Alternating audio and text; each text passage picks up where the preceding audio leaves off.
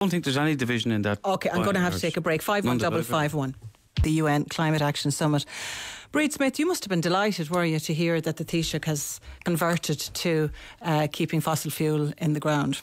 Well, I think that the movement and the students on the street and the atmosphere generally, the concern that people have about the future, has pushed the Fine Gael government into this utter ridiculous spin that they have put on their plans.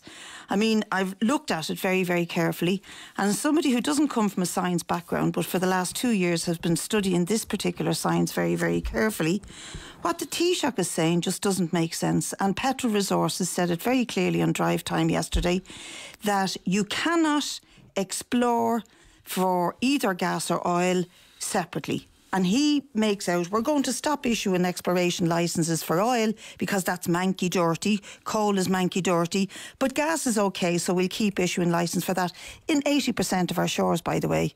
What's wrong with the other 20%? And where does he get this idea? Where does he get this idea that science allows you to go down, drill into the ground and decide whether you extract gas or oil? It doesn't work like that. Furthermore, now let me finish this really important point. The real aim of this government is to import fracked gas from North America.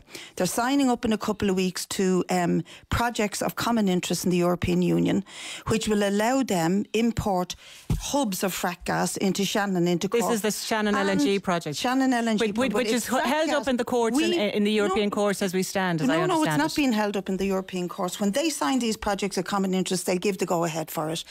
The point is that fracked gas is banned here, but we're going to import it from America, and then we talk about doing our bit for climate change. And in fact, just on that point, Brid, my understanding of that, because I was reporting on that some time ago, that there was planning permission had expired. There was a court case. The Friends of the Environment, I think it was, took a court case, and it was sent back to Europe for a point of law to be examined, so that there is a legal issue around whether or not that planning permission can go ahead for that. There may be a legal issue, but there's a huge moral issue which is being ignored by everybody. Which is the idea that we ban fracking here, but we import gas that's fracked elsewhere. And the truth is that the climate scientists increasingly, and it's been all over the media today, are worried about the acceleration of climate change because methane, which is 80 times more potent than CO2 at trapping the heat, has spiked. About a third of the methane emissions are now coming from North American frack gas.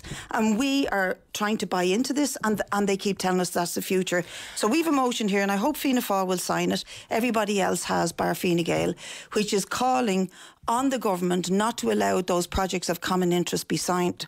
And I see a tweet tonight from somebody very famous who people might know, Mark Ruffalo, the actor who backs up the Pennsylvania campaigners against frack gas, and they're coming over next week to support our press conference, because this is a moral issue of being a hypocrite at home and bringing in the frack gas, but it also is endangering the lives of people in Pennsylvania. There are people very, very ill from the poisoning of the water plane and the air over there.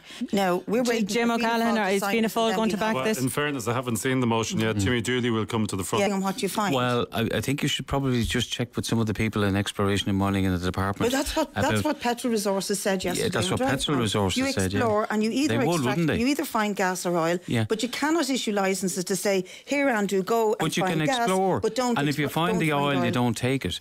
It's a nonsense. And unfortunately, he was advised by the Climate Advisory Council, which I think is really flawed. If they give this kind of advice, how can we rely on them to advise us in the future on anything? It's made up of economists, not scientists.